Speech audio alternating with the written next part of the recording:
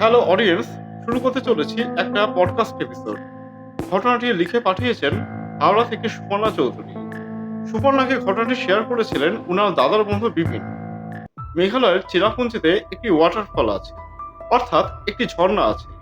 এই ঘটনাটি সেই ঝর্ণাকে কেন্দ্র করে। কর্মসূত্রে বিপিন ও তার টিম গিয়েছিল মেঘালয়ের পাহাড়ি অঞ্চলে। সন্ধ্যা হলেই সেখানে শোনা যেত একটি মহিলার আওয়াজ, যেন কেউ কাউকে ডাকছে।